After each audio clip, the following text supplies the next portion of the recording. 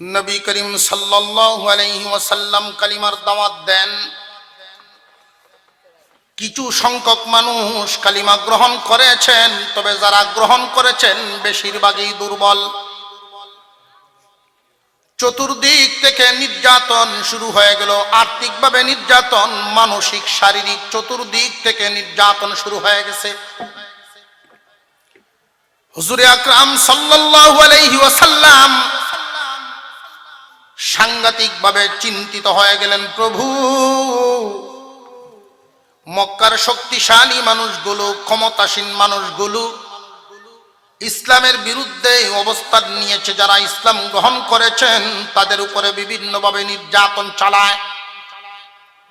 আয় আল্লাহ, এই কালিমার দায়িত্ব আপনি দিয়েছেন, অথচ শক্তিধর পার্টিটাকে আমার বিরুদ্ধে দাঁড় করায় দিয়েছেন।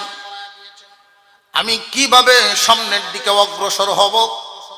আমার এই দুর্বল মুসলমান, গরিব গুরাবা মুসলমান, তারা যদি ধৈর্যহারা হয়ে যায়, মানুষ তো আর এদিকে আসবে না। উনি চিন্তিত হয়ে গেলেন।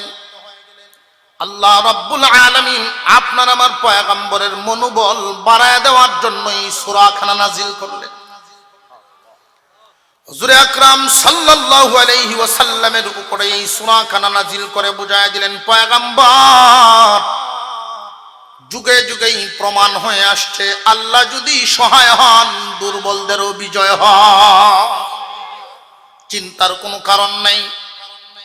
আপনি শুধু কালিমার দাওয়াত দেন, হেদায়েত দেওয়ার মালিক তো আমি। আপনি শুধু কালিমার দাওয়াত দিবেন, আপনার বিরোধিতা যারা করবে তারা বেশি দিন স্থায়ী হবে না, টিকতে পারবে না, আর আপনি এদেরকে দেখে আপনি চিন্তিত হবেন না। এই সূরা কেন নাজিল করে? সূরা ফিল নাজিল করলেন, হস্তি বাহিনীর সূরা। আল্লাহ পাক রব্বুল আলামিন প্রথমেই আপনার আমার পয়গম্বরকে জিজ্ঞাসা করেন, আলাম তারা কাইফা ফাআলা রাব্বুকা বিআসহাবিল ফিল আলাম ইয়াজআল কাইদাহুম ফি তাদলিল। ও পয়গম্বর, আপনি কি দেখেন নাই আপনার রব হস্তি বাহিনীর সাথে কি আচরণ করেছেন? আপনি কি দেখেন নাই হস্তি বাহিনীর সাথে আপনার রব কি আচরণ করেছেন? আল্লাহ কি এদের লক্ষ্যকে ভ্রষ্ট করে দেন নাই? আল্লাহ কি এদের চিন্তাকে ধ্বংস করে দেন নাই? এদের উদ্দেশ্য কি আল্লাহ ধ্বংস করে দেন নাই? আমাদের এক নাম্বার বুঝার ব্যাপার হলো এই হস্তি বাহিনী কারা। 2 নাম্বার প্রশ্ন হলো এই হস্তি বাহিনী এসেছিল কোথায় থেকে। 3 নাম্বার প্রশ্ন ছিল এদের লক্ষ্য উদ্দেশ্য কি ছিল? আল্লাহ যে বললেন লক্ষ্য উদ্দেশ্য কি ধ্বংস করে দেন নাই? মহান মাওলা কারীম আপনার আমার পয়গম্বরকে প্রথমেই প্রশ্ন করলেন, দোস্ত,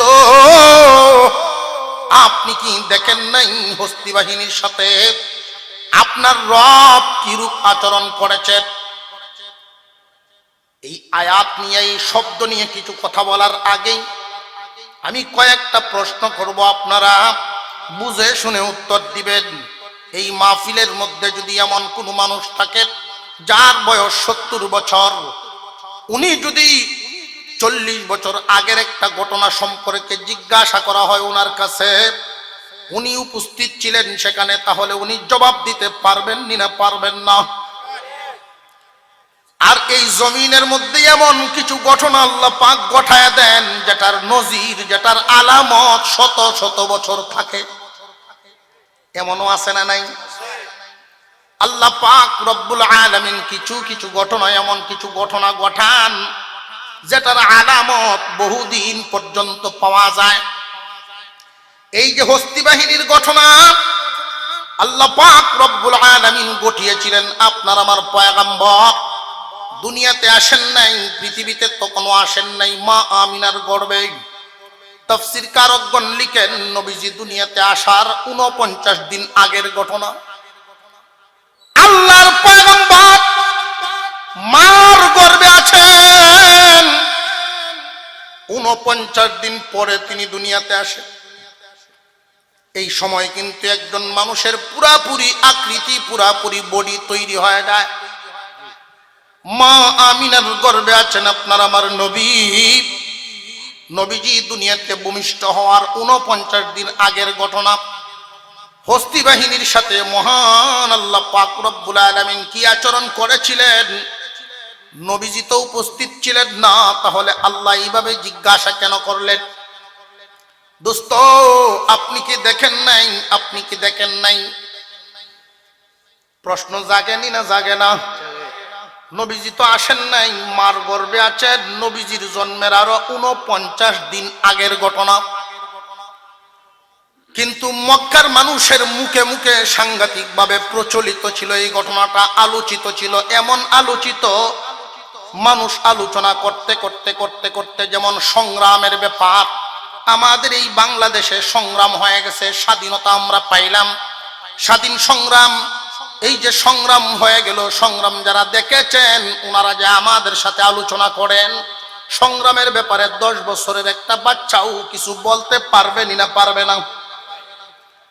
20 বছরের মানুষটাও কিছু বলতে পারবে?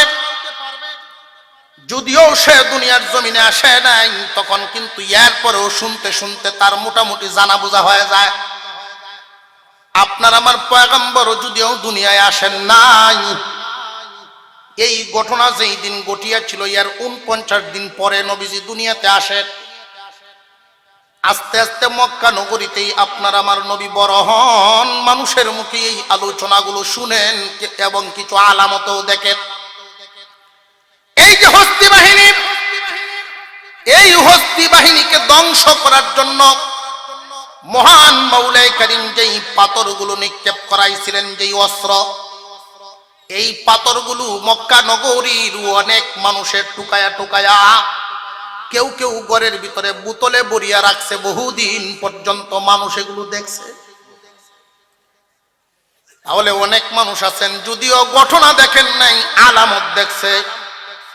যদিও ঘটনা দেখেন নাই কিন্তু কাহিনী শুনছে।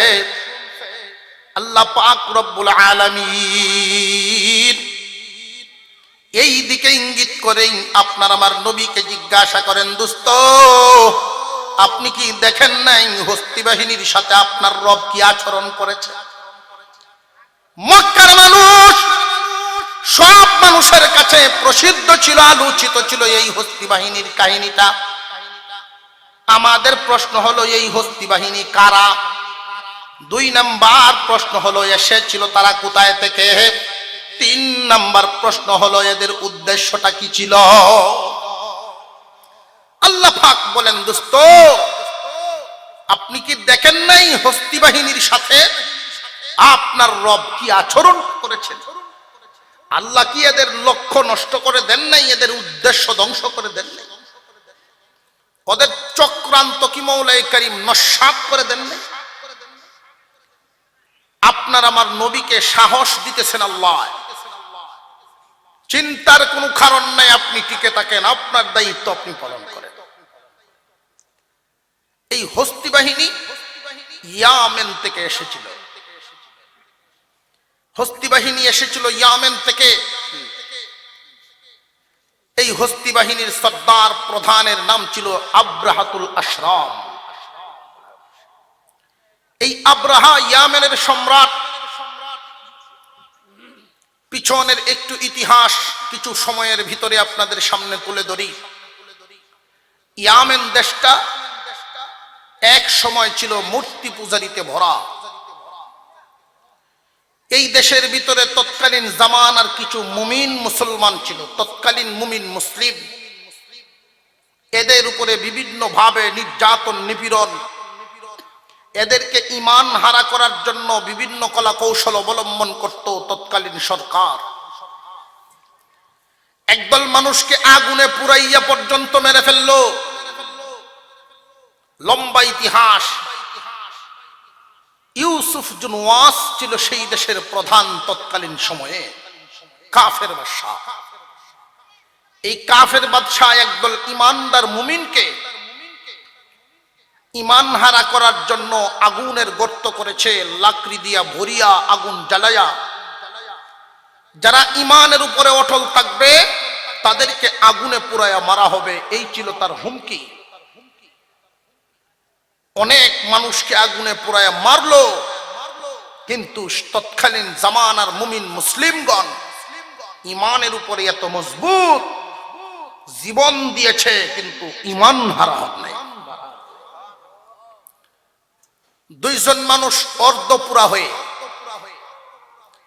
পার্শ্ববর্তী দেশ হাবশা, এই হাবশার বাদশা ছিল নাজ্জাশী। নাজ্জাশীর কাছে গিয়া দরখাস্ত করলো, ও বাদশা, আপনিও খ্রিস্টান ধর্মের অনুসারী, ঈসা নবীর অনুসারী, আমরাও ঈসা নবীর অনুসারী। মুমিন মুসলিম হওয়ার কারণে আমাদের সাথী ভাই বোনদেরকে আগুনে পুড়ায় বাদশা ইউসুফ জুনওয়াস এই দুনিয়া থেকে বিদায় করে দিয়েছে, শহীদ করে দিয়েছে। আমরা এর বিচার চাই। আপনি যদি এখনো ওই দেশের দিকে নজর না দেন, যে সমস্ত মুমিন মুসলমানেরা বর্তমানেও জিন্দা আছেন, একজনকেও সে জিন্দা রাখবে না। সময় থাকতে আপনি একটু নজর দেন। বাদশা নাজ্জাশী সেনাবাহিনীদেরকে ডাকলো।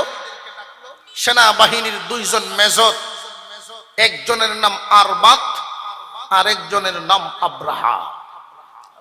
দুইজন মেজর দাঁড়াইলেন, আমরা যাব যুদ্ধে মুমিন মুসলিমদেরকে হেফাজত করার জন্য, ওই দেশকে কাফের মুক্ত করার জন্য। বাদশা নাজ্জাশী খুশি হয়ে বিশাল এক সৈন্যবাহিনী দিয়া দুইজন মেজরের মাধ্যমে পাঠাইয়া দিল ইয়ামেনের উদ্দেশ্যে। ইয়ামেন নামক দেশের ভিতরে ঢুকলো নাজ্জাশী, বিশাল সৈন্যবাহিনী দিয়া দিল।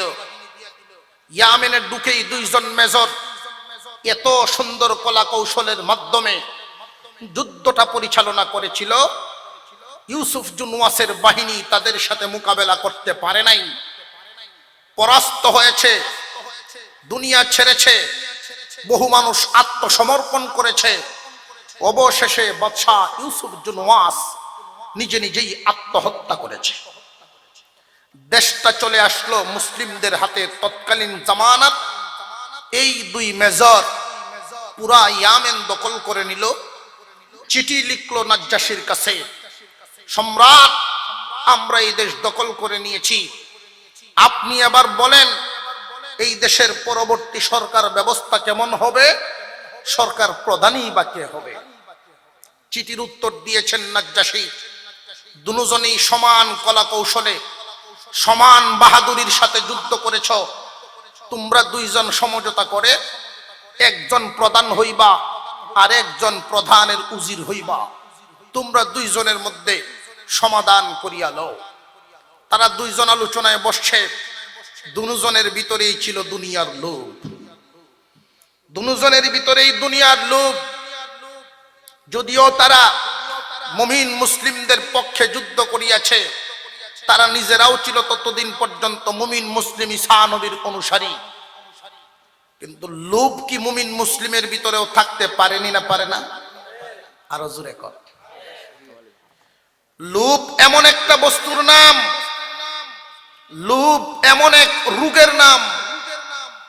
এই লোভ গ্রাম অঞ্চলের একজন মাতাব্বর, লোকটা যদিও মূর্খ ছিলেন, বড় একজন মাতবর ছিলেন।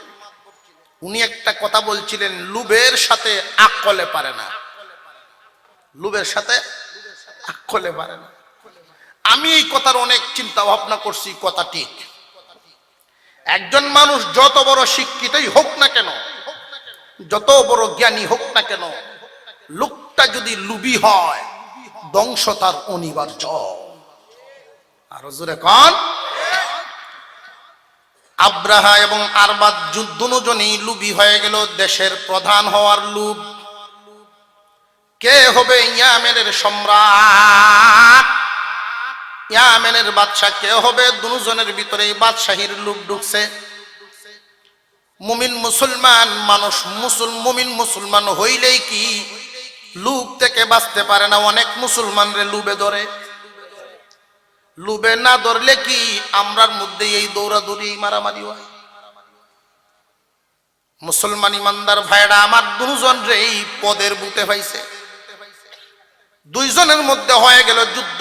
দুইজনের মধ্যে যুদ্ধ করিয়া আর বাত নিহত হয়ে গেল। আব্রাহা বিজয় লাভ করলো। আব্রাহা বিজয় লাভ করে ঘোষণা করে দিল, আমি ইয়ামেনের সম্রাট। দেশ চালাইতেছে, দিন যত যায় দেশের উন্নতি হয়। আল্লাহ পাক রব্বুল আলামিন রহমত দিলেন, দেশের উন্নয়ন শুরু হয়ে গেল, উন্নতি শুরু হয়ে গেল।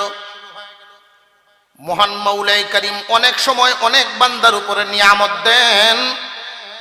কাউকে আল্লাহ পরীক্ষা করেন নিয়ামত দিয়া, সম্পদ দিয়া, কাউকে আল্লাহ পরীক্ষা করে।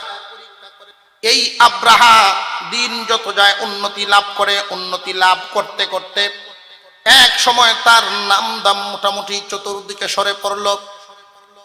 একবার তার মাথায় চিন্তা আসলো, এই পৃথিবীর বুকে আমার নাম দাম ছড়াইতে হবে। তৎকালীন জামানায় তো সোশ্যাল মিডিয়া ছিল না। সোশ্যাল মিডিয়ার মাধ্যমে অল্প সময়ের ভিতরে পৃথিবীব্যাপী পরিচিতি লাভ করা তৎকালীন জামানায় এই সুবিধা ছিল না। আব্রাহার ভিতরে এমন এক চিন্তা আসলো। আব্রাহা ঘোষণা দিয়া দিল, আমি একটা গির্জা বানাইব। সে চিন্তা ভাবনা করে দেখলো, মক্কা নগরী খানায় কাবার উদ্দেশ্যে তামাম পৃথিবীর মানুষ বছরে একবার গিয়া জমা হয়। আমিও এমন একটা পরিস্থিতি করতে চাই যাতে আমার এই দেশে সারা পৃথিবীর মানুষেরা আসা যাওয়া করে। এদের ট্যাক্স পাবো, এদের কাছ থেকে অর্থনৈতিকভাবে আমার দেশ উন্নতি হবে এবং আমিও মানুষের কাছে পরিচিতি লাভ করব। এই যে একটা লোক তার অন্তরে ঢুকে গেল, খানায় কাবা এটা কার ঘর? আরো জোরে। আল্লাহ রব্বুল আলামিন যাকে ইজ্জত দেওয়ার তাকেই দেন, যার কাছ থেকে চিনায় নেওয়ার তার কাছ থেকে আল্লাহ চিনায় নেন। মুসলমান ইমানদার ভাইরা আমার, এই আব্রাহাতুল আশরাম গির্জা বানানোর জন্য আদেশ দিয়ে দিল, কাজ তৈরি করে ফেলল। সারা দেশের 3 ভাগের 1 ভাগ বাজেট এইখানে খরচ করে এমন এক গির্জা বানাইছে। বিভিন্ন দেশে যখন খবর চড়ে ফেলছে, মানুষ ভিড় করতেছে, তার দেশে আসা যাওয়া করতেছে, সে তো বড় খুশি। এমন খুশি সে মনে করতেছে আমার মনের আশা পূর্ণ হয়ে গেছে। কিন্তু জানিয়া রাখবেন, মানুষের হাতে তৈরি আর আল্লাহর তৈরি বেশ কম আছে না নাই? এই যে গির্জা বানাইছে, এটা কি আল্লাহর হুকুমে নাকি আব্রাহার হুকুমে? এই গির্জার একজন ডিজাইনার অবশ্যই আছে। ডিজাইনার তো আল্লাহ নন, কোন ফেরেশতাও নন, এটা একটা মানুষ। এই গির্জা বানাইবার জন্য যেই মিস্ত্রি ব্যবহার হয়, এটা স্পেশাল কোনো মানুষ নয়, আল্লাহর তেমন পছন্দের মানুষ নয়। সাধারণ মিস্ত্রির মাধ্যমে এই গির্জা বানানো হয়েছে। কিন্তু খানায়ে কাবা মহান মাওলাই করিমের ঘর। আল্লাহ পাক রব্বুল আলামিন নিজে নকশা করায় দিয়েছেন। ফেরেশতা খাদিমের মাধ্যমে সর্বপ্রথম কাজ করাইলেন, এরপরে এই বৃত্তি প্রস্তর করাইলেন। আবার যখন এই ঘরকে উঠাইলেন, এমন 2 জন মানুষের মাধ্যমে এই ঘর করাইলেন। দুজনই আল্লাহর নবী। একজন মিস্ত্রি, তিনি ছিলেন ইব্রাহিম আলাইহিস সালাম। এই মিস্ত্রিকে যিনি জুগাল দিয়েছেন, তিনি হলেন উনার ছেলে, কলিজার টুকরা জবিহুল্লাহ ইসমাঈল আলাইহিস সালাম। দুজনই আল্লাহর নবী। আল্লাহর নবী 2 জন এমন 2 মিস্ত্রির মাধ্যমে বানানো ঘর। মক্কা নগরীর ওইখানে কাবার গড়ার আব্রাহার বানানো গির্জা কি এক সমান না অনেক বেশ কম? মানুষের সম্মান ইজ্জত, মানুষের অন্তরের টান খানায় কাবার প্রতি বেশি। এই জন্যই তো খানায় কাবা যদি একবার একজন মানুষ দেখে আপত্তি মিঠে না, তৃপ্তি মিঠে না। গির্জা যখন প্রথমবার দেখতে গেল, তামাম পৃথিবীর কোণার থেকে অনেক মানুষ দেখতে গেছে। প্রথম একটা বস্তু যখন কোনো জায়গায় তৈরি হয়, কোনো একটা জায়গা যখন সুন্দর করে সাজানো হয়, তখন দেখবেন অনেক মানুষ ওই জায়গাটা দেখার জন্য আসা যাওয়া করেনি না করে না? আপনাদের এই বিশম্বরপুরের পলাশ চত্বর কত সুন্দর হয়েছে। মহিলারা যখন শুনবো কি সুন্দর করে সাজাইছে তো গিয়া দেখলে না? আপনি নেই নান বা না নেন, লুকায় হইল গিয়া ছাড়বো। আরো জোরে কর, যে একটা চক্কর দিয়াই কোন রকম। এই যে দেখলো, দ্বিতীয়বার দেখার তো আর স্বাদ থাকবে না। সর্বপ্রথম যখন যমুনা সেতু উদ্বোধন হয়, সারা দেশের মধ্যে খবর ছড়ছে। সিলেট থেকেও বলেন, রাজশাহী থেকে বলেন, বরিশাল থেকে বলেন, নেত্রকোনা, ময়মনসিংহ থেকে বলেন, গাড়ি ভরে ভরে মানুষ গেছে যমুনা সেতু দেখতে। পদ্মা সেতু এখনো উদ্বোধন হয় নাই, কিন্তু গাড়ি রেডি। আর জোরে কর, টাকা পয়সা মোটামুটি জমানি শুরু হয়ে উঠতেছে। একবার দেখলে কি দ্বিতীয়বার যাওয়ার মন চাইব? পরে তো আর পয়সা দেও নিতে পারতেন না, যে তোর কোন খরচ লাগতো না। খরচ লাগতো না বুঝলাম, আমি যে রাস্তার গাড়ি দুইটা বমি করি, এটার কি হইব? এখন আছে না মানুষ একটা। গত 2 দিন আগে মাহফিল থেকে আসতেছি বাসা, একজন বলতেছে, হুজুর আপনি তো ওইদিকে যাবেন, আমার লয়ে যান। এখন এই মুহূর্তে যদি বলি যে আপনারা আমি নিতাম না, গাড়ি তো খালি, আমি একলাই, তাহলে হয়তো সে চিন্তা করবো আমি অহংকারী, আর নইলে অন্য কিছু চিন্তা করতাম। লইলাম, লয়ে তো আমি চিন্তা করতেছি যে রে লইলাম তো রে বাবা।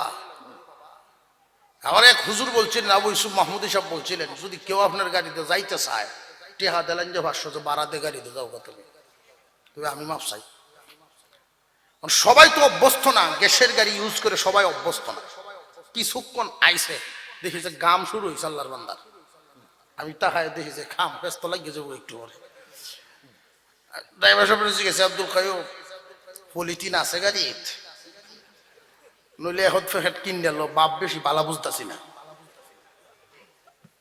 আর আমার সামনে দেনে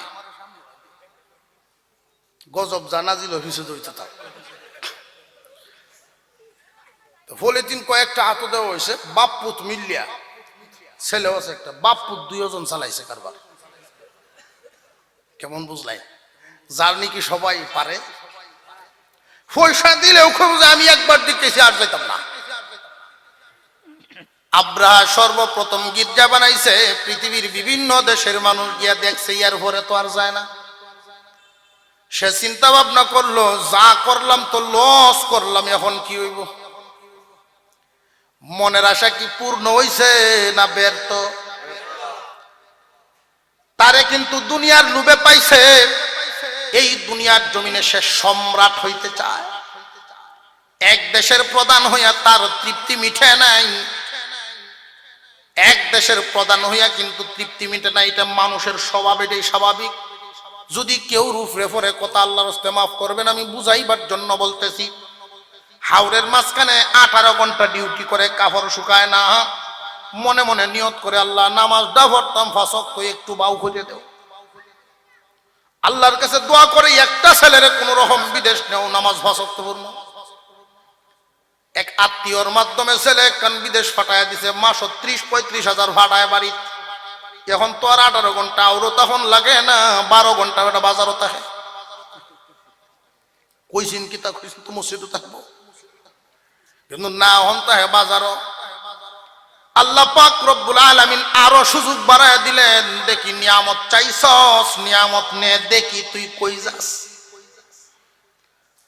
বান্দা তুমি যত জায়গায় যাও না কেন, একটা গুড়ি যখন আমরা উড়াইতাম ছোটবেলায়, গুড্ডি উড়াইছি, এই গুড্ডি সুতা যখন সারি, গুড্ডি দূরাত যায় আর মাথা লড়ায়, মানে কি মালিক রে বুঝায় গেলাঙ্গা ভাই বানার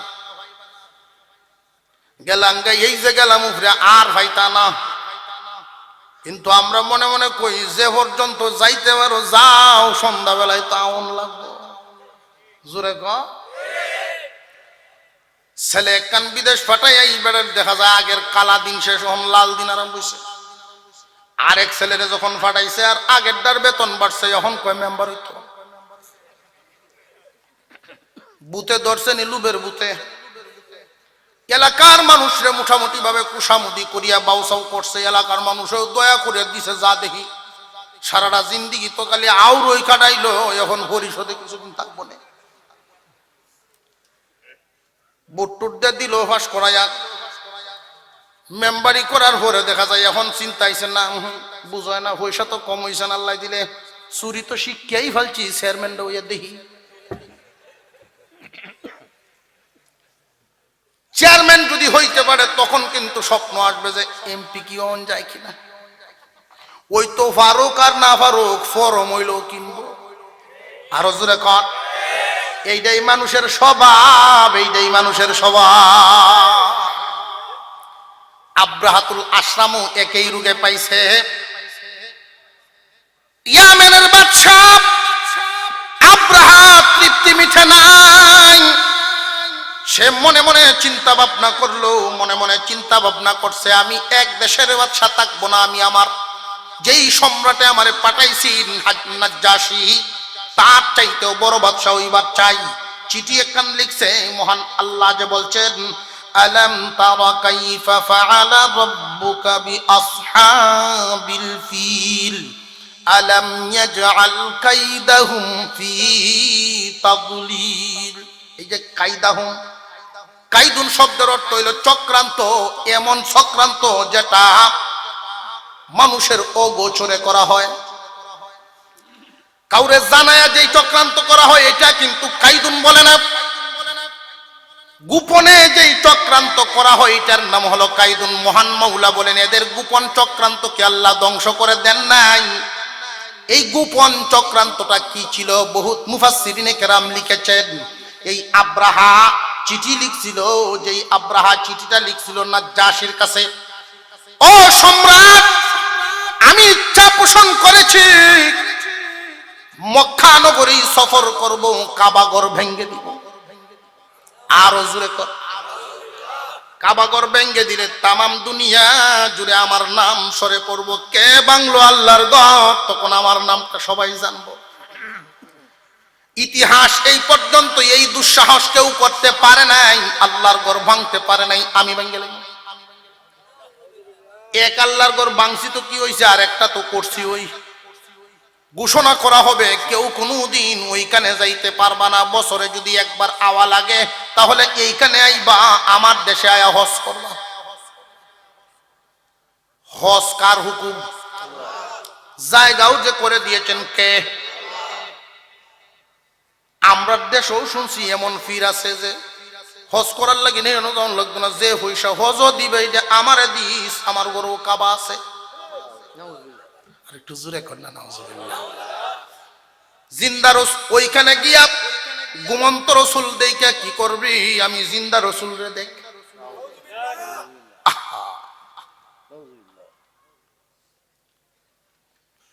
মুরিদ ফিরের ট্রেনকে মুড়ি দিস। বাবা এখন আমি কি করতাম? তুই যা করবার তো করছিস, আর কি করতি? মুরিদ ওই সোসাইটির তো তোর কাম শেষ, তোর কাম শেষ, এখন তো যা করার আমি করা। কেমন বুঝলে? মুরিদে কয় না, আমার আরো মন চায় কিছু করতাম। তোর আর কিছু করানো লাগতো না, কয় না মনটারে বুঝাইতারি। এরপরেও যদি তোর মনে চাই কিছু করতে, বছরে দুটো গরু দিস। কথা বুঝেন নাই? গরুরে তো গরু চাইব, যে গরু এই গরু চাইব। এমন ফিরও আমরা দেশও আছে না নাই? তবে জানিয়া রাখবেন, ফিরের বাজার, বন্ড ফিরের বাজার অবস্থা বালা না। আরো জোরে কর। একটু আগেই বলছিলাম, এ দেশের যুব সমাজ ইসলামের দায়িত্ব নিতে শিখতেছে। মুসলমান ইমানদার ভাইরা আমার, আব্রাহা চিঠিটা লিখছে তার সম্রাট নাজ্জাশীর কাছে লিখছে, নাজ্জাশী যদি অনুমতি দেন তাহলে আমি খানায় কাবা ভেঙে ফেলবো। এর দ্বারাই আমার ক্ষমতা প্রদর্শন হবে সারা বিশ্বের কাছে। আরব বিশ্বের দক্ষিণাঞ্চলের যত রাস্তাঘাট আছে, প্রত্যেক রাস্তাঘাটের কিন্তু ট্যাক্স আছে। আমাদের বাংলাদেশেও ঘোরাফেরা করার জন্য অনেক জায়গার ট্যাক্স আছে।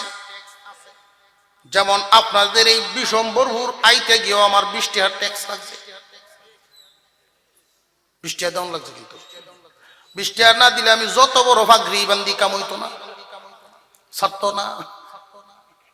এরপরে আবার জিগায় আপনি কি রিটার্ন আসবেন, তাহলে 40 দিয়ে যান।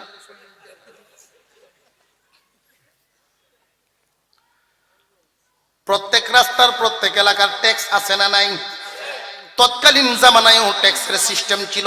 আরব বিশ্বের মানুষেরা বিভিন্ন দেশে যাতায়াত করত বাণিজ্যিক কাফেলা। এই বাণিজ্যিক কাফেলার জন্য বিভিন্ন এলাকায় ট্যাক্সের ব্যবস্থা ছিল। আব্রাহার উদ্দেশ্য হলো শক্তি প্রদর্শন করিয়া সারা আরববাসীর কাছ থেকে ট্যাক্স আদায় করবে। এটাও তার একটা চক্রান্ত। মুসলমান ইমানদার ভাইরা আমার, নাজ্জাশী উত্তরে চিঠিটা লিখলো, তোমার উদ্দেশ্য ঠিক আছে, আমিও তোমার মতে একমত। নাজ্জাশী মত মিলাই দিছে, তুমি যদি এই কাজ করতে পারো তাহলে আমার কোনো বাধা নাই, বরং তোমার এই কাজ করার পিছনে আমি সহযোগিতা করার জন্য বড় বড় 8টা হাতি দিলাম ব্যবহার করতে।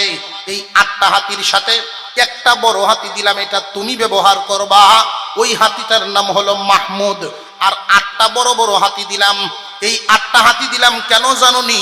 আব্রাহা, তুমি তো জীবনে কোনোদিন মক্কায় যাও নাই, আমি নাজ্জাশী গিয়েছি, আমি দেখেছি তৎকালীন জামানার খানায় কাবার ঘর মোটা মোটা 8টা ফিলারের উপরে স্থাপিত ছিল।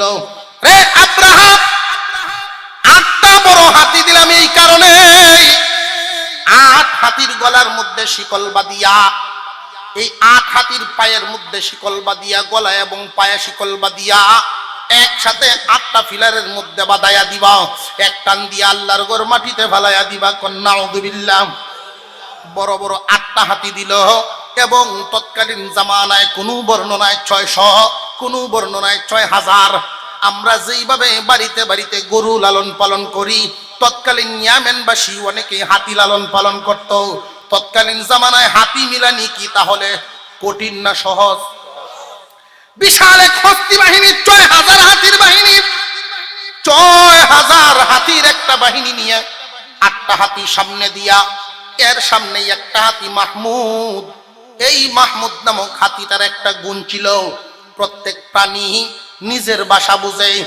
হাতি হাতি কথা বলতে পারে, গরু গরু কথা বলতে পারে, ছাগলে ছাগলে কথা বলতে পারে, মুরগি মুরগি হাঁসে হাঁসে কথা বলতে পারে, আর কেউ বুঝবে না। কিন্তু এই মাহমুদ নামক হাতিটার একটা গুণ ছিল, সে মানুষের নিজের ভাষা তো বুঝতো, এই মানুষের ভাষাও বুঝতো। আমরার কথাবার্তা কি গরু বুঝে নাকি? গরুরে যদি বুঝানো লাগে, কিছু ইঙ্গিত দেওয়ান লাগে, টাইট অলায়া এরকম তো করে মানুষ। আর একটু জোরে খান আছে না নাই? আলবাও সময় কিছু ইশারা ইঙ্গিত আছে না? এই শব্দগুলো গরু বুঝে। মুরগা মুরগিরে দেখবেন আপনি সারাদিন ডাকবেন, খামইতো না। মহিলা মা বোনরা যদি কি জানি একটা শব্দ কয়, সব মুরগি একটা নই। আর একটু জোরে খান। এইরকম আলাদা আলাদা একটা শব্দ এবং ভাষা আছে, যেই ভাষাটা প্রাণীরা বুঝে, মানুষের কথাবার্তা বুঝে না। কিন্তু ওই মাহমুদ নামক হাতিটা ওই ভাষাগুলো বুঝতো, মানুষের কথাও বুঝতো। আব্রাহা ঘোষণা করে দিল, আমি কাবাগর ভাঙবো। এই যে ঘোষণা করে দিল কাবাগর ভাঙবে, এটাই কি তার চক্রান্ত? যে না না, চক্রান্তটা গোপন, এটা তো প্রকাশ্য জানায়া দিছে কাবাগর ভেঙ্গে ফেলবে। কিন্তু যেটা উদ্দেশ্য হইল, কাবাগর যদি ভাঙ্গিয়া সফল হইতে পারি, অর্থনৈতিক ভাবে আমি উন্নত হতে পারবো, ক্ষমতার দ্বারাই আমি উন্নতি লাভ করতে পারবো। এখন তো শুধু ইয়ামেনের সম্রাট, তখন হব সারা দুনিয়ার সম্রাট। এটা ছিল তার উদ্দেশ্য। ঘোষণা যখন দিল, ইয়ামেনের ভিতরেই অনেক মুসলমান মুমিন তৎকালীন জামানাত, ইয়ামেনের ভিতরে কাবা প্রেমিক অনেক মানুষ, খানায় কাবার মোহাব্বত যাদের দিলের ভিতরে আছে, তারা প্রতিবাদের আওয়াজ উঠাইছে।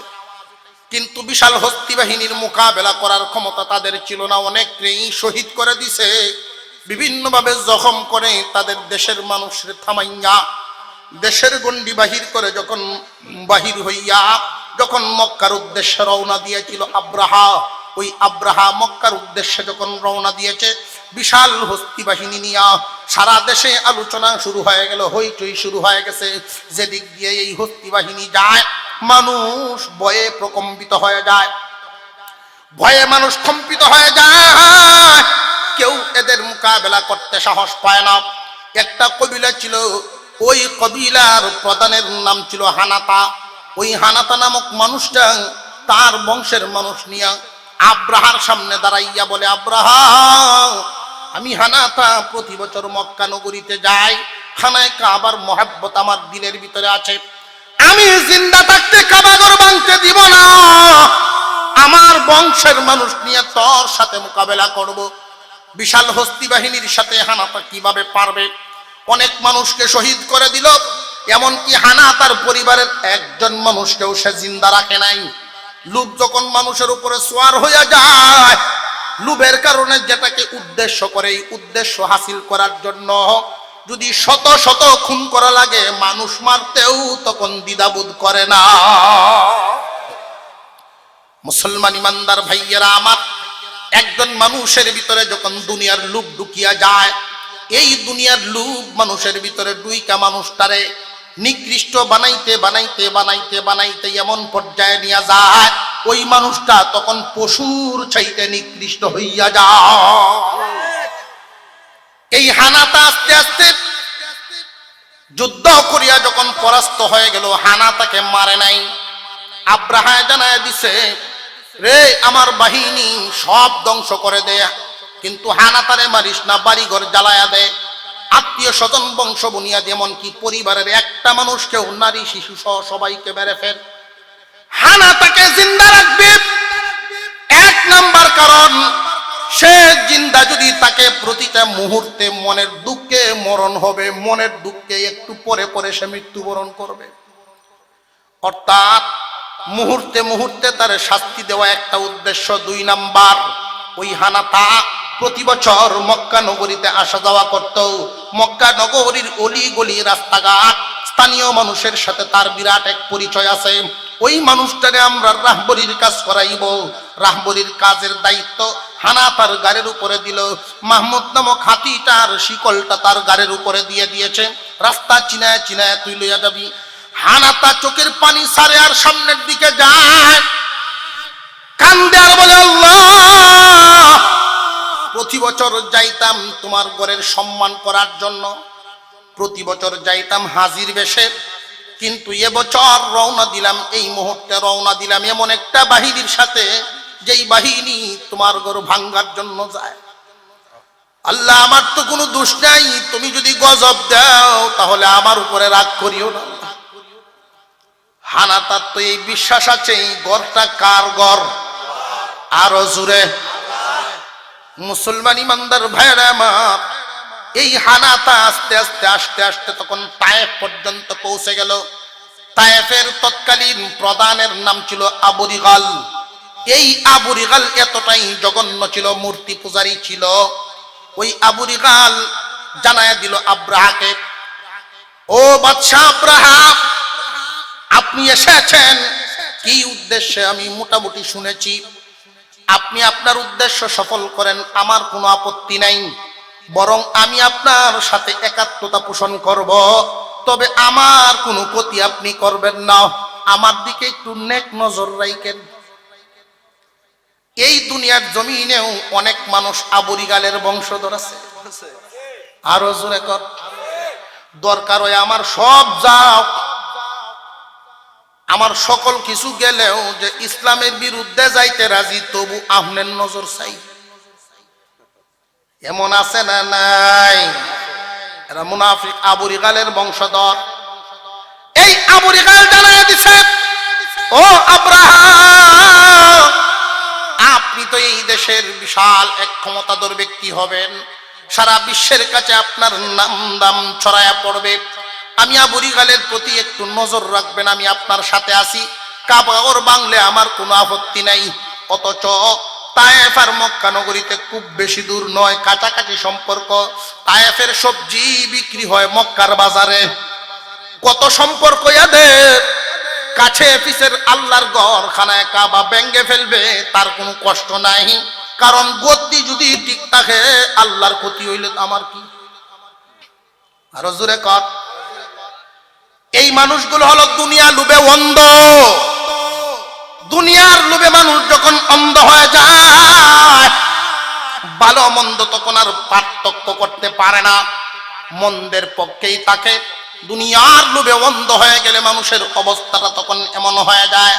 আব্রাহাতুল আশরাম আবু রিগালকে সাথে করে নিয়ে মক্কা নগরীর দিকে যখন অগ্রসর হতে লাগলো, একটা জায়গার নাম ছিল মাগমাস।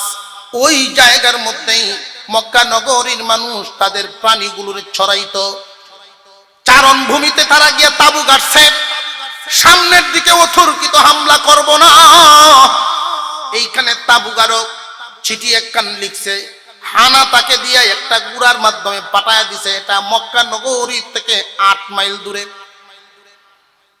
রে হানাতা, তুমি গিয়া মক্কাবাসীকে আমার ব্যাপারে সংবাদ দাও, আমার ব্যাপারে জানায়া দাও, আমার উদ্দেশ্য জানায়া দাও। আমি মক্কার ঘর ভাঙার জন্য আসছি, কাবা ঘর ভাঙতে আসছি। মক্কার কোনো মানুষ যদি আমার সাথে যুদ্ধ করতে চায়, আমি কিন্তু কাউকে ছাড় দিব না। একটা নারী, শিশু, বৃদ্ধ, বৃদ্ধা পর্যন্ত আমি বাছায়া রাখবো না। আর যদি আমার কাজ করতে আমাকে দেওয়া হয়, মক্কার কোনো মানুষের উপরে আমি আঘাত করব না, আমি আমার কাজ করে চলে যাব। সে যদি তার কাজ করে চলিয়াও যায়, এই কবর পৃথিবীর কোনায় কোনায় পৌঁছবে না, পৌঁছবে না। কারণ কাবাগর যদিও মক্কা নগরীতে, কিন্তু এই মক্কাওয়ালার শুধু কাবা নয়, আমরারও কাবা। আরো জোরে কন। মুসলমান ইমানদার ভাইরা আমার, এই কাবাগর ভাঙতে আসছি। তারা যদি বাধা দেয় তাহলে আগে তাদেরকে মারবো, এরপরে কাবাগর ভাঙবো। আর যদি তারা বাধা না দেয়, আমি আমার কাজ করে চলে যাব, ওদের কোনো ক্ষতি করব না। হানাতায় চিঠিটা নিয়ে মক্কা নগরীতে প্রবেশ করলো। অন্য সময় হানাতায় যেইভাবে মক্কা নগরীতে যায়, এইবার কিন্তু এইভাবে সে যায় নাই। চোখের পানি জড়ায়া জড়ায়া, চেহারাটা মলিন, বুকের ভিতরে ব্যথা। পরিবারের একটা মানুষও জিন্দা নাই।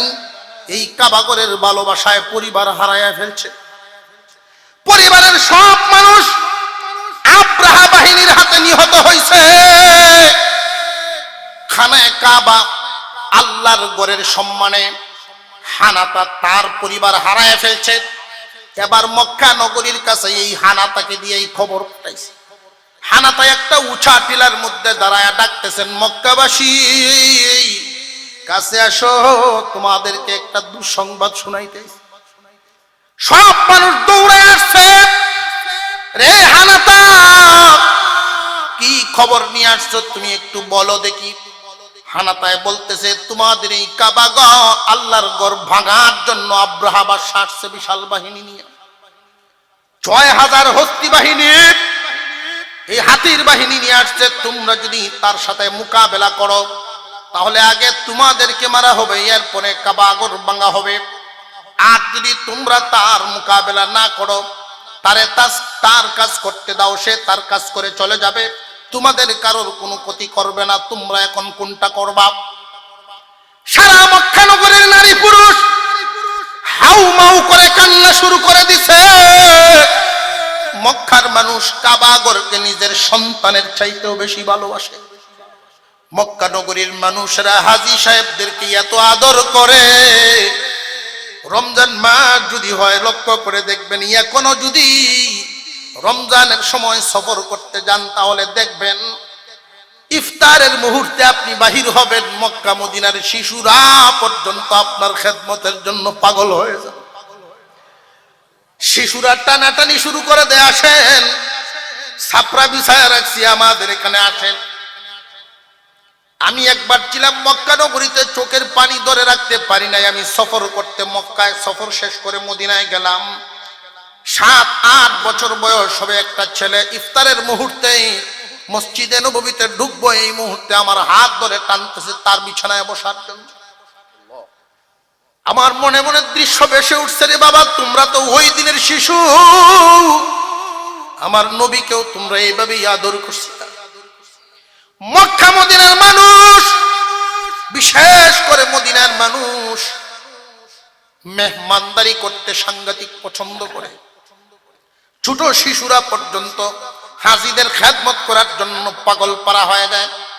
খানায় কাবায় কান্নার রুল পড়ে গেছে, কাবাঘর ভাঙার জন্য চলে আসছে। তখন মক্কা নগরীর আশেপাশে মোটামুটি 2 থেকে 2.5 হাজার মানুষ বসবাস করে, সংখ্যায়ও খুব কম, অস্ত্র বস্ত্র নেই, তাদের শক্তিও তো একদম কম। এই মুহূর্তে সোশ্যাল মিডিয়াও তো নাই, সারা বিশ্বব্যাপী সংবাদ কেমনে পৌঁছাবে? আব্রাহার সাথে মোকাবেলা করার মতো শক্তিধর কোনো লোকও তো নাই। আবু রিগাল শক্তিধর ছিল, আবু রিগাল তো পদের কারণে দুনিয়ার ডুবে তার সাথেই হাত মিলায় ফেলছে। কে মোকাবেলা করবে এই মুহূর্তে? মক্কা নগরীর মানুষ হাউমাউ করে কাঁদতেছে। 2-1 জন মুরব্বী আগায় আসছে, রে হানাতা, আমাদের এই মক্কা নগরীর খানায় কাবার ঘরের একজন জিম্মাদার আছেন, যার নাম আব্দুল মুত্তালিব, নম্বরের দাদা যান। আব্দুল মুত্তালিবের কাছে তখন ছিল মক্কা নগরীর চাবি, খানায় কাবার চাবিটা। আব্দুল মুত্তালিব আমাদের মুরব্বী, তিনি আসুক, তিনি যা বলবেন, তিনি যদি বলেন কাবাঘর হেফাজতের জন্য, মরার জন্য আমরা মরে যাব, উনি যা বলবেন আমরা তাই করব। আব্দুল মুত্তালিব আসছেন, আসার পরে হানাতাকে তিনি বুঝাইতেছেন, রে হানাতা, আব্রাহারে গিয়া বুঝাও, দুনিয়ার অন্য ঘরের মতো এই ঘর নয়, দুনিয়ার অন্যান্য ঘরের মতো নয়, এই ঘরের ইতিহাস খুব বরকতপূর্ণ ইতিহাস। এই ঘরের মঞ্জুরি যেমন আমাদের এই বাংলাদেশের যেদিন স্বাধীনতা ঘোষণা হয়, যেদিন বিজয় দিবস হিসাবে আমরা 16ই ডিসেম্বরকে সম্মান জানাইনি না, জানাই না, এই দিনটার সম্মান ইজ্জত আমাদের দিলের ভিতরে আছে না নাই? দেশপ্রেমিক যদি হয় দেশের মানুষ, এই দেশের স্বাধীন মানুষের দিলের ভিতরে এই স্বাধীনতার ওই দিনটাকে স্মরণ করাটা কর্তব্য। মুসলমান ইমানদার ভাইরা আমার, খানায় কাবার মঞ্জুরি এমন একটা দিনে আল্লাহ করেছিলেন, ওই দিনটা স্মরণ করায় দিলেন আব্দুল মুত্তালিব হানাতাকে। হানাতারে এমন এক মুহূর্তে আল্লাহ পাক রব্বুল আলামিন খানায় কাবা বানানোর অনুমতিটা দিয়েছিলেন। ইব্রাহিম আলাইহিস সালাম আল্লাহকে খুশি করার জন্য তার কলিজার টুকরা ইসমাইলকে কুরবানি করে ফেলবেন, ছুরি নিয়েছেন। সন্তান মাটির নিচে শুয়ে পড়ছেন, আল্লাহর নামে জীবন দিয়ে দিবে। সন্তান শুয়ে পড়ছেন, তৈরি হয়ে গেছে, বাবা ছুরিটা হাতে নিয়ে আল্লাহু আকবার বলে ফেলছেন। আল্লাহ পাক রব্বুল আলামিন বলেন, জিবরাইল, আমি আমার ইব্রাহিমের কাছে যা চেয়েছিলাম তা পেয়ে গেলাম। আর চাই না ইসমাইলের গলা কাটুক, জান্নাত থেকে একটা পাথরের টুকরা বা লোহার টুকরা এনে ছুরির নিচে ধরে দাও। ইসমাইল আলাইহিস সালামের গলা কাটে নাই, সুজা 2 জন দাঁড়াইছেন। ইব্রাহিম আলাইহিস সালাম যে ছুরি ধরেছিলেন, একটা কিছু ধরলে কিছু সময় হাতের মধ্যে দাগ থাকেনি না, থাকে না। ইসমাইল আলাইহিস সালাম মাটিতে যে শুইছিলেন, উনার গায়েও সেই সুয়াদ ধুলাবালি লাগানো আছে, আল্লাহর জন্য শুইছেন। 2 জন দাঁড়াইছেন। মহান মাওলায়ে করিম ওই দিন বলছিলেন, খলিল, কি চাইবেন চান, যা চাইবেন আমি আল্লাহ তাই দিব। দোস্ত কি চাইবেন বলেন? ইব্রাহিম আলাইহিস সালাম ওই দিন আল্লাহর কাছে চাইছিলেন, আল্লাহ আমার ছেলেকে কুরবানি দিতেছি, এই জন্য আপনি খুশি হয়ে গেছেন। আপনি বলতেন যা চাইবো তাই দিবেন। রব্বানা ওয়াবআথ ফীহিম রাসূলাম মিন আনফুসিহিম, আল্লাহ এমন একটা বস্তু চাইলাম যেটা একটাই আছে তোমার কাছে, এইটা আমার এই ছেলের বংশধরের মধ্যে দিবা। চিৎকার দিয়ে কোন সুবহানাল্লাহ। আল্লাহ এমন একটা বস্তু তোমার কাছে চাই যেটা একটাই আছে, তোমার পয়গম্বর মুহাম্মদুর রাসূলুল্লাহ, তোমার দোস্ত মুহাম্মদুর রাসূলুল্লাহ, আমার ইসমাইলের বংশধরের মধ্যে তুমি দান করবা। আল্লাহ বলেন মঞ্জুর করে নিলাম, কবুল হয়ে গেছে। আল্লাহ আর একটা বস্তু চাই, আমার ইসমাইলের বংশধরেরা যেন ইবাদত করতে পারে, তোমার গোলামি করতে পারে, এমন একটা ঘর বানাইবার অনুমতি দাও। মঞ্জুর হয়ে গেছে। কাবা ঘরের বৃত্তি প্রস্তর দেওয়া আছে, ইট গাতিয়া উঠা করিয়ালো। এই হানাতাই খবর গিয়া জানায় দাও, ওই দিন যে মঞ্জুর করছিলেন কয় বস্তু? চিৎকার দিয়া বলেন কয়টা? এক নম্বরে মুহাম্মাদুর রাসূলুল্লাহ, দুই নম্বরে খানে কাবা মুহাম্মাদুর রাসূলুল্লাহ, আর দুই নম্বরে খানে কাবা। কাবাগর তখনই পাইছিলেন যখন চাইছিলেন, কিন্তু মুহাম্মাদুর রাসূলুল্লাহ তখন পান নাই। কিন্তু এখন তো আর মাত্র ৪৯ দিন বাকি আছে। মুহাম্মাদুর রাসূলুল্লাহর বডি কিন্তু তৈরি হয়ে গেছে, মা আমিনার গর্ভে মক্কায় আছেন। হুজুর আকরাম সাল্লাল্লাহু আলাইহি ওয়াসাল্লাম আব্দুল মুত্তালিবের সন্তানের মাধ্যমে, আব্দুল্লাহর মাধ্যমে হুজুর সাল্লাল্লাহু আলাইহি ওয়াসাল্লাম মা আমিনার গর্ভে আছেন। মুহূর্তটা কি মুহূর্ত মহান মাওলাই করিম তৈরি করছেন। আব্দুল মুত্তালিব বলেন, হানাতা গিয়া বুঝাও, এই ঘর সামান্য দিনে মঞ্জুর হয় নাই, বরকতপূর্ণ একদিনের মঞ্জুর। দুনিয়ার অন্যান্য ঘরের মতো নয়, এই ঘর আল্লাহর ঘর, আল্লাহর ঘর আল্লাহ কিন্তু হিফাজত করো। আব্দুল মুত্তালিবের কথা গিয়ে শোনাইছেন। আব্রাহার কথা হলো, আমি যা ইচ্ছা করেছি তা করেছি, এই পর্যন্ত আমি কোনো কিছুতেই আমি ব্যর্থ হই নাই, সুতরাং এইবারও ব্যর্থ হব না, আমি যা করার তাই করব। আব্দুল মুত্তালিব এখানে অনেক লম্বা কথা, অনেক লম্বা ইতিহাস। আব্দুল মুত্তালিব তাদের কাছ থেকে নিরাশ হয়ে চলে আসলেন। আব্রাহা কিছুক্ষণ পরেই কাবা ঘরের উপরে হামলা করতে আসবে। আব্দুল মুত্তালিব তখন মক্কা নগরী সব মানুষকে এলান করে জানায় দিলেন, তোমরা আসো, মক্কার ঘরের চতুর্দিকে আইসা দাঁড়াও, আল্লাহর ঘর আল্লাহর হাওলায় ছেড়ে দিব, আল্লাহর ঘর আল্লাহর হাওলায় ছেড়ে দিব, আল্লাহর ঘর আল্লাহ হেফাজত করবে। তবে দোয়া করার সময় মা আমিনাকে ডাক দিয়েছেন আব্দুল মুত্তালিবে, কারণ মা আমিনা এমন বরকতপূর্ণ একজন মহিলা, যেই দিন থেকে আপনার আমার পয়গম্বর আমিনার গর্ভে আসছেন, ওই দিন থেকে এমন কিছু ঘটনা ঘটে, এমন কিছু ঘটনা ঘটে। আপনার আমার পয়গম্বরের আম্মা আমিনা যখন পানি আনতে জমজম কুয়ার কাছে যাইতেন, পানির স্তর অনেক নিচে আছে, অন্যান্য মহিলারা পানি উঠাইবার জন্য বালতি ফেলায়া রশি দিয়া টাইনা পানি উঠাইতে হতো, কিন্তু আমিনা যখন পানির জন্য যাইতেন, জমজম কুয়ার পাশে যখন দাঁড়াইতেন, তখন পানির স্তর নিচ থেকে উপরে উঠে যাইত। কোন দোয়া করলে আব্দুল মুত্তালিব প্রায় সময় আমিনাকে সাথে নিয়ে দোয়া করতেন, মাগো তোমার সাথে নিয়ে দোয়া করলে কেন জানি দোয়াটা কবুল হয়ে যায়। মা তুমি আসো, আল্লাহর ঘর আল্লাহ যেন হেফাজত করেন, তুমি আমার পাশে দাঁড়াও, তুমি আমার পাশে দাঁড়াও। আল্লাহর কাছে আব্দুল মুত্তালিব দোয়া শুরু করছেন, চৌকাটের মধ্যে ধরে, দরজার চৌকাটের মধ্যে ধরে, খানায়ে কাবার চৌকাটের মধ্যে, খানায়ে কাবার চৌকাটের মধ্যে দোয়া করলে দোয়া কবুল হয়ে যায়। মুলতাজিম ওই জায়গার মধ্যে ধরে দোয়া করলে দোয়া কবুল হয়ে যায়।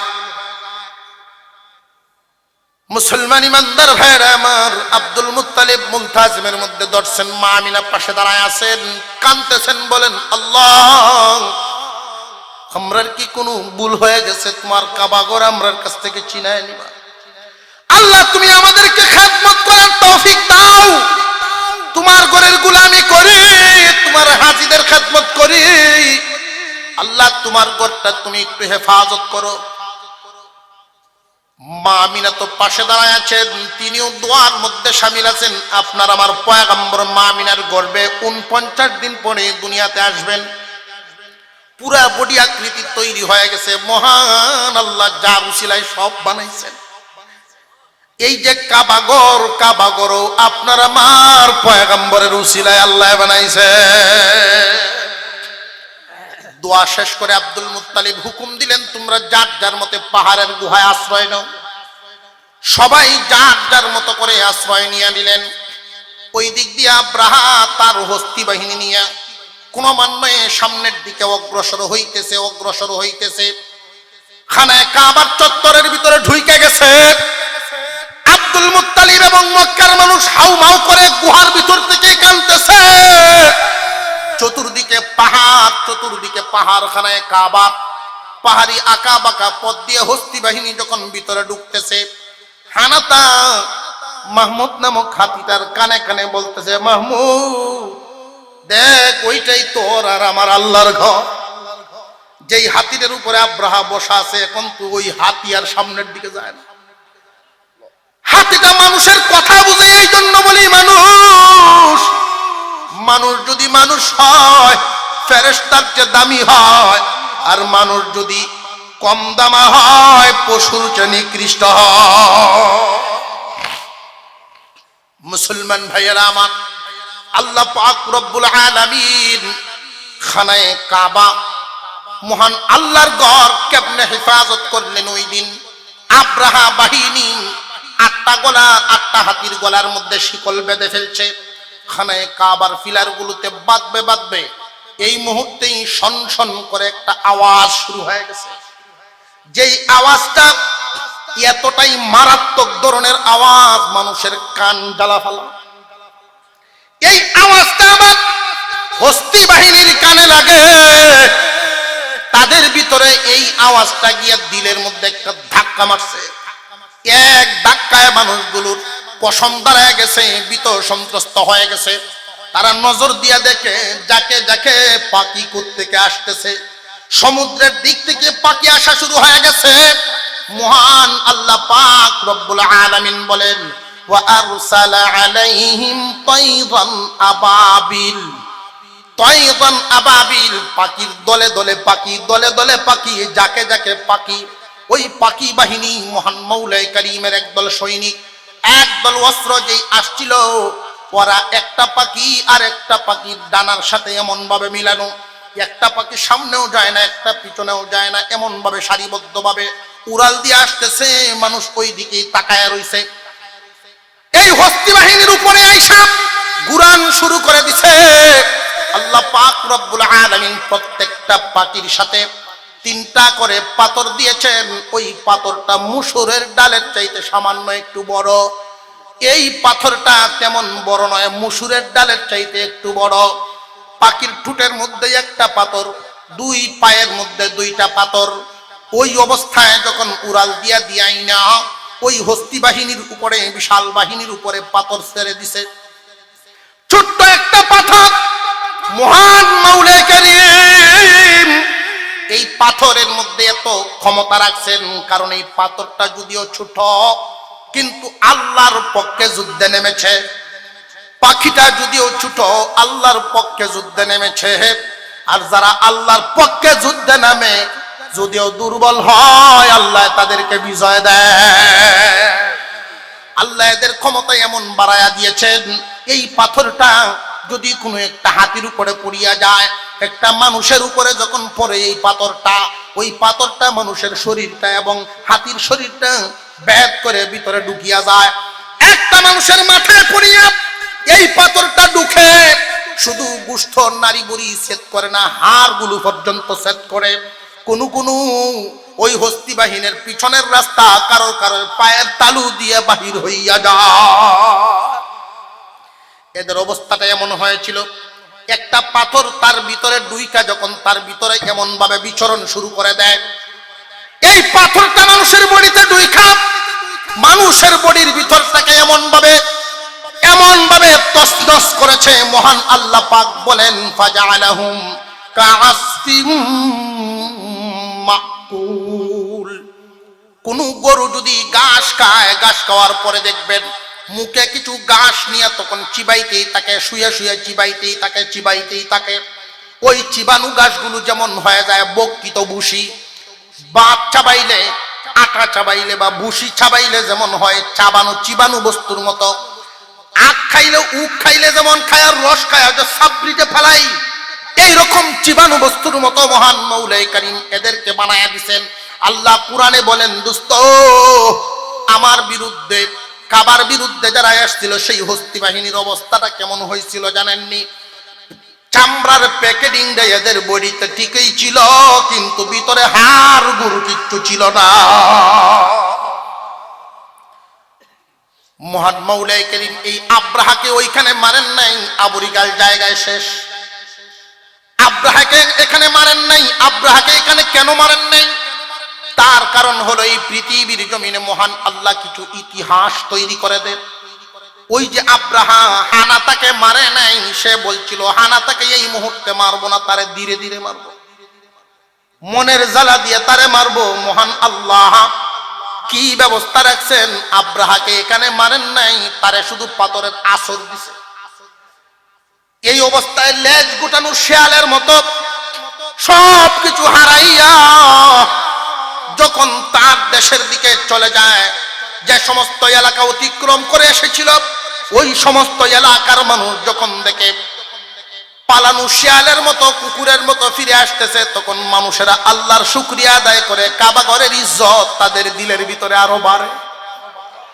আল্লাহর ঘর আল্লাহ হেফাজত করেছেন, শয়তান বাহিনী সফল হতে পারে নাই।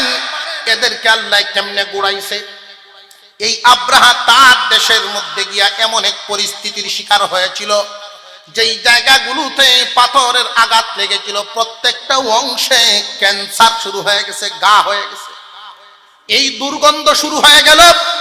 কর্মচারীরা বিদায় নেওয়া শুরু করেছে, প্রয়োজনে না খায়া মরবো, তবু এই দুর্গন্ধ আমরা সহ্য করতে পারবো না। এই আব্রাহার বডিটা এতটাই ধ্বংসের দিকে আল্লাহ পাক ঠেলে দিলেন, যারা নাকি আল্লাহর সাথে পাক্কাল পাল্লা লয়, আল্লাহর সাথে যদি কেউ টক্কর মারে, আল্লাহর দ্বীনের সাথে যদি কেউ বেয়াদবি করে, তাদের অবস্থা কেমন হয়। আমাদের প্রতিনিয়তই সামনে এমন ঘটনা আল্লাহ ঘটায়নি না, ঘটায় না।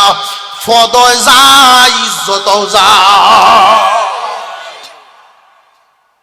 মুসলমান ভাইয়েরা আমার, আল্লাহ পাক রব্বুল আলামিন এই আব্রাহাকে এমন ভাবে ধ্বংস করলেন, কর্মচারীরা বিদায়, বিবিও বিদায়, রাজমহলে তারে রাখার আর পরিস্থিতি নাই। অবশেষে সিদ্ধান্ত হলো এমন দুর্গন্ধযুক্ত পচা একটা মানুষকে রাজমহলে রাখা যায় না, তারা একটা ডাস্টবিনের মতো বানাইয়া ওখানে ফেলে দাও, ডাস্টবিনের মতো ফেলে দাও। যেই ডাস্টবিনের চতুর্দিকে কুকুর বিড়াল চলে, একজন মানুষকে নেস্তেনাবুদ, দুনিয়ায়ও গেল আখিরাতেও গেল, দুনিয়াও গেল আখিরাতেও গেল। এই জন্য বলিয়া দেই, আল্লাহ পাক রব্বুল আলামিনের কাবা ঘরের পক্ষে যারা ছিলেন, এদের ইজ্জত কেমন বাড়ছে। এরপর থেকে কাবা ঘর এলাকার কোনো মানুষ যদি সিরিয়ায় গেছে ব্যবসার জন্য, পরিচয় দিছে আপনার বাড়ি কোথায়, যে মক্কা নগরীতে, আল্লাহর ঘর এলাকার মানুষ বুঝি আপনি আসেন। আল্লাহর ঘরকে আল্লাহ যেইভাবে হেফাজত করছেন, আপনারা আল্লাহর ঘরের লোক, আল্লাহর ঘরের এলাকার লোক, সম্মানী মানুষ। আল্লাহর ঘরওয়ালাদের ইজ্জত কমছে না বাড়ছে? আল্লাহর ঘরের সাথে, আল্লাহর দ্বীনের সাথে, আল্লাহর ধর্মের সাথে, আল্লাহ ওয়ালাদের সাথে যাদের সম্পর্ক থাকে, এদের দুনিয়া এবং আখিরাত উভয় জাহানে সফলতা আসে। আর যারা বিরুদ্ধে চলে যায়, এদের খাসিরাত দুনিয়া ওয়াল আখিরাত, দুনিয়া আখিরাত ধ্বংস হয়। আল্লাহ পাক আমাদেরকে বুঝার তৌফিক দান করুন, বলুন আমিন। আরো জোরে বলেন আমিন।